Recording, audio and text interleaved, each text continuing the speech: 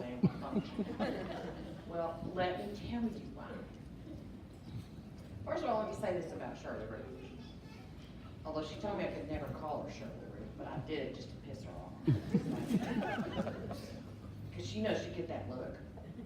You don't have permission to call me Shirley Ruth. You can call me Shirley, you can call me Mom, but you can't call me Shirley Ruth. So, it was one Mother's Day, and we were at Marty's house in Waxahachie, wasn't it? And it was one of those occasions when all the kids were there. Penny and Donnie and JB, Marty. We were out by the pool, and it had not been too long before that time that my own mother had died. And Shirley knew the history of my mother and I, and it was not the prettiest, but nonetheless, she had talked to me several times about it was what it was. But we were out there, and Shirley knows we were all celebrating Shirley, and we were laughing and giggling and talking, and Shirley noticed that I was being unusually quiet, which, if I'm quiet, there's something wrong. And so she said to me, she said, you know what? You need another mother. And I looked at her like she had 3 heads. I said, what? I don't need another mother. She said, yes, you do, and I'm going to be your mother. So she and Papa Chuck went out to the car, raffled through the back of the trunk where all the Methodist Children's Home Adelaide and Guardian papers were. You can appreciate that. And came out there and wrote me up, hooked me up, made me sign it. She signed it, Chuck signed it. She had it notarized, mailed it to me. She said, now, you're mine. And don't call me Shirley Ruth. From then on, I had to call her Mom. Shirley was one of the most multifaceted women I have ever known. She had a story. She had an idea.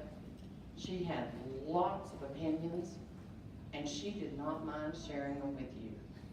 You could be on her side, or you could be on the opposite side, but you would get a long conversation out of that lady.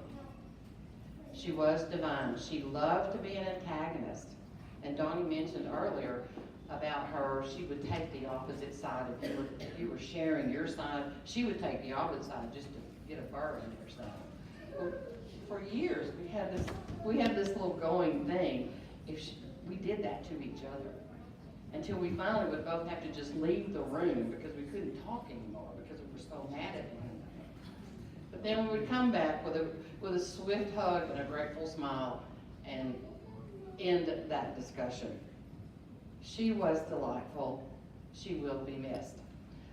I remember it was Thursday before Shirley died, and Kathy called me, and she and JD were with Shirley and Chuck, and she said, it's not going to be long, it's bad.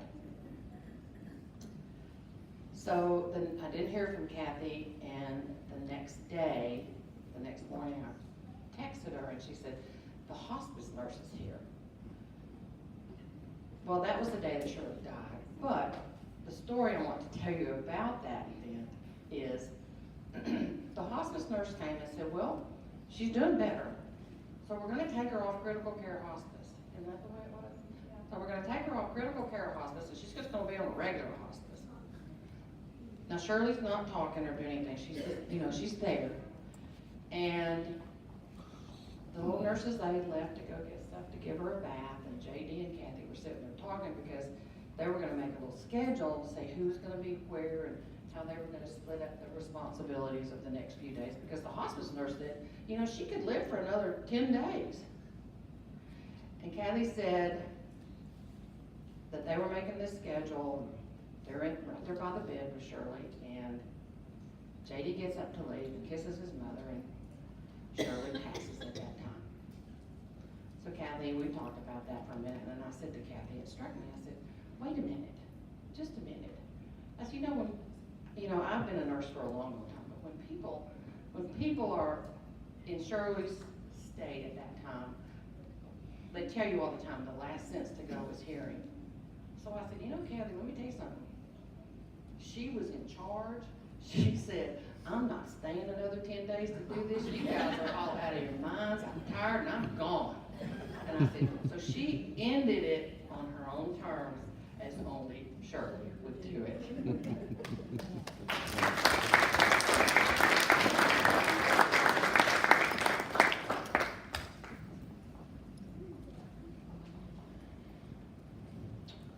Well, I guess we'll wrap this up with a prayer. Dear Heavenly Father, please listen to our words and our hearts today for Shirley. She is in your care now, and please, dear God, take good care of her. Amen. Amen.